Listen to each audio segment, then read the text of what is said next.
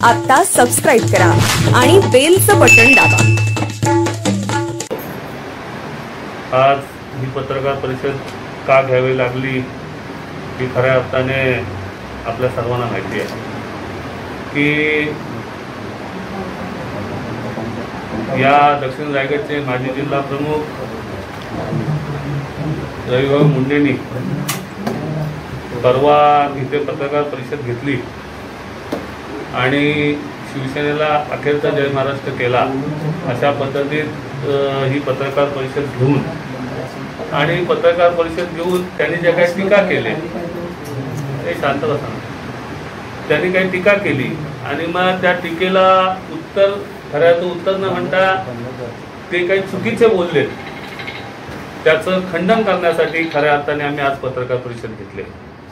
त्यांनी पहिले सांगितलं की या जे काय आमचे नगरसेवक आहेत शिवसेना पक्षाचे ते ठेकेदारांकडनं पैशाची मागणी करतात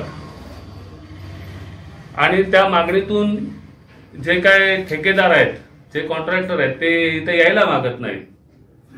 गेली 5 वर्ष त्यांच्याच पत्नी नगराध्यक्षा या शिवसेनेने तिथं बसवलं। आता मुदत राहिली फक्त 1 महिन्याची आणि मग आता त्यांना दिसतंय की नगरसेवक कशा पद्धतीत वागतायत। मला एवढंच या निमित्ताने सांगायचं आहे की ह्या नगरामध्ये ह्या तळा शहराने आज गेले 5 वर्षापूर्वी शिवसेनेत एक हाती सत्ता दिली आणि एक हाती सत्ता देऊन शिवसेनेने त्यांच्या पत्नीला नगराध्यक्ष करून ह्या सर्वांचा प्रमुख आम्ही सर्वांना तिथं शिवसेना पक्षाने केलं। आज नगराध्यक्ष फक्त एका साईडला आणि बाकी सर्व नगरसेवक एका साईडला का राहिलं हे खऱ्या अर्थाने विचार करण्याची गोष्ट आहे। ज्याला नेतृत्व दिलं त्यांनी ह्या सर्वांना सांभाळण्याची गरज आहे की ह्यांची जी वार्डातली कामं असतील ते त्यांच्या माध्यमातून पुरी करायची असतात। परंतु त्यांना काही जे काही वेध लागले आणि त्या वेदाच्या पोटी आता जे काही टीका टिप्पणी करतायत ती खऱ्या अर्थाने त्याने पुरावे देऊनच करायला पाहिजे। पुरावे कशासाठी म्हणतोय की जेणेकरून ज्या व्यक्तींची ज्या नगरसेवक टोटल नगरसेवकांचे सांगतात नावं घेत आहेत, जर कुणी खंडणी मागितली असेल, कुणी पैसे मागितले असेल तर त्यांनी पुरावे करून द्यावे, नाहीतर शिवसेना पक्ष आणि या नगरसेवक त्यांच्यावर खटला भरल्याशिवाय राहणार नाही। कारण की आता त्यांनी स्वतःहून जय महाराष्ट्र केलं, त्याच्यानंतर ते म्हटले की बाबा ह्या सर्व गोष्टी जिल्हा प्रमुखांच्या कानावर घातल्या। आज तगायत मी या तळा शहरामध्ये किमान 30-35 वेळा आलो जिल्हा प्रमुख झाल्यानंतर। कोरोनाच्या काळापासून वादळ वाऱ्यापासून सर्व वेळा 30-35 वेळा आलो। तेव्हा तालुका प्रमुख, शहर प्रमुखांनी स्वतःहून फोन करून की बाबा जिल्हा प्रमुख येत आहेत, आपण या। 1-2 वेळा नगराध्यक्षा आलेल्या, एकदा 62 लोकांची श्रद्धांजली होती तेव्हा, त्याच्या आधी एकदा आलेल्या। त्यांना स्वतः सन्मानाने बोलून सुद्धा हे कधी आले नाही। शिवसेनेमध्ये पद्धत आहे, कुणाच्या घरी जाऊन आमंत्रण देण्याची पद्धत नाहीये। कळवणं हा भाग शिवसेनेमध्ये आहे, परंतु त्यांनी जे सांगितलं की जिल्हा प्रमुखांना मी सांगितलं, तर कुठलीही गोष्ट आज तगायत माझ्या कानावर स्वतः आपले माजी जिल्हा प्रमुखांनी घातली नाही। उलट नगरसेवकांनी ह्या गोष्टी ज्या काय तळा शहरातल्या आहेत त्या माझ्या कानावर घातल्या। आम्ही नगराध्यक्षांना त्याच्या बाबतीत सांगितलं की आपण ह्याच्यात काय जो विषय आहे, नगरसेवकांचं काय कामांच्या विषयी काय अडचणी आहेत त्या आपण नगराध्यक्ष म्हणून ते सोडवल्या पाहिजेत, अशा पद्धतीने सूचना आम्ही दिल्या। परंतु ते काय जे आरोप करतात त्या आरोपामध्ये काही तथ्य नाहीये। दुसरी गोष्ट, त्यांनी काही आमच्या नेत्यांवर आता टीका केल्या जाता की कुणबी समाजाच्या कार्यक्रमाला आम्ही बोलवलं नाही। तो शेवटी कुणबी समाजाचा कार्यक्रम होता। आमचंही तेव्हा पक्षाचं ते तेव्हा जिल्हा प्रमुख होते, त्यांच्या मिसेस नगराध्यक्ष होत्या, तो त्या पातळीवर जो पक्षाचं ज्या कुणबी समाजाचं तो कार्यक्रम होता, त्या कुणबी समाजाने त्या टायमाला तळा तालुक्यात घेतलेला निर्णय आहे, त्याचा वैयक्तिक पक्षाशी काही संबंध नाही. दुसरी गोष्ट,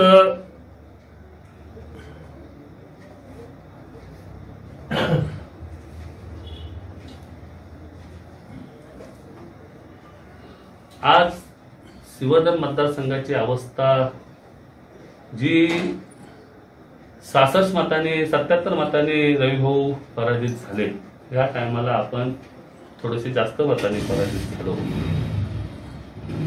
हे पराजित झाल्यानंतर पक्षाने थोड्या मतांनी पराजित झाले म्हणून ह्यांना जिल्हा प्रमुख केले, आणि जिल्हा प्रमुख केल्यानंतर कुणाचे ते गैरसमज करून नेत्यांचे चांगली चांगली लोक पक्षातून ह्यांनी बाहेर काढली. अशी कितीतरी लोक की ज्याने आयुष्यभर संघटनेसाठी आपली प्राणपणाला लावून संघटना वाढवल्या, अशा लोकांना पण त्यांनी बाहेर काढण्याचा व्यूहरचना ह्यांनी तेव्हापासून केली की शिवसेना कशी ह्या मतदारसंघातून संपेल, हे कशामुळे सगळ्या गोष्टी त्यांनी केल्या.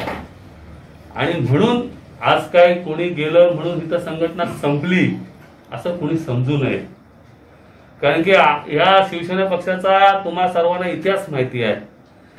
अनेक जण दिग्गज गेले परंतु संघटना कुठं हल्ली नाही.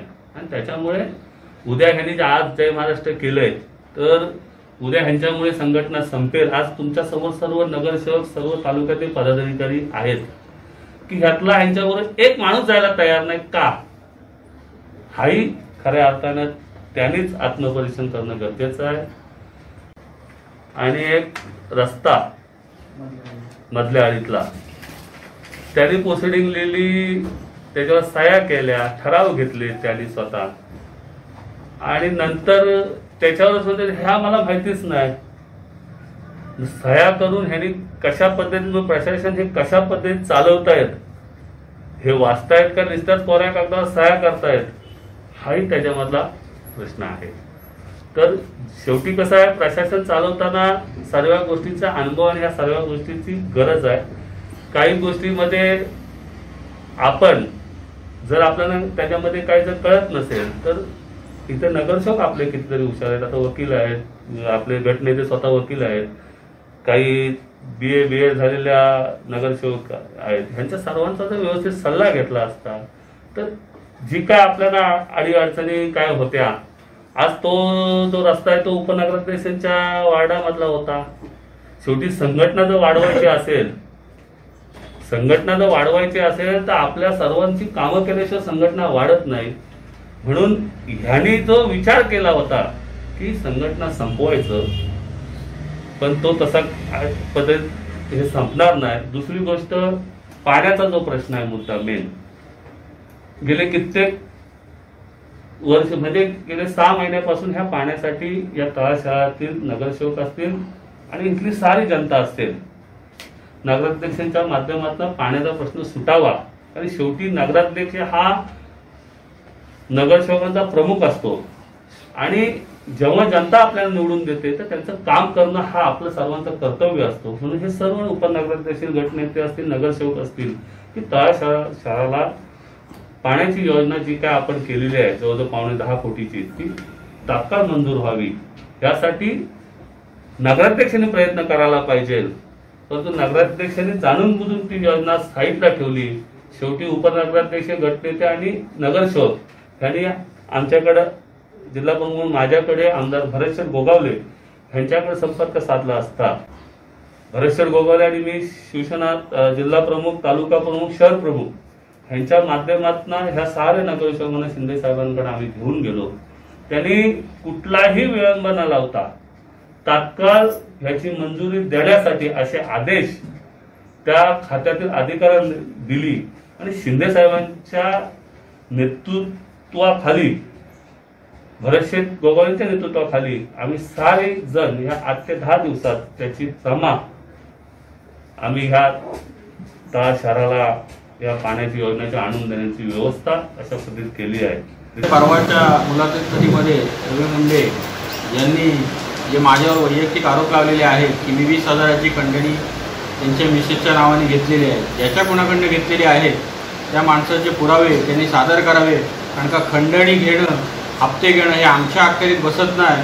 त्यांना माहिती असतील कसे घ्यायचे, म्हणून तर ते खोटे आरोप करत आहेत.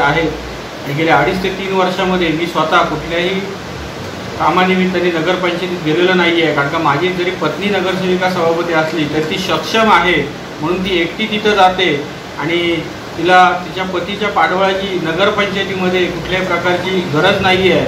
आणि ती सक्षम आहे, बोलायच्या बाबतीत असेल किंवा कामाच्या बाबतीत असेल तर ती धडाडीची आहे. त्यामुळे आम्हाला नगरपंचायतीत जाऊन पत्नीची पाठराखण करायची गरज नाही, एवढंच आजच्या निमित्ताने सांगतो. आणि त्यांच्याकडे जरी पुरावे असतील तर नक्की ते पुरावे त्यांनी सादर करून द्यावे. आता सबस्क्राईब करा आणि बेलचं बटन दाबा.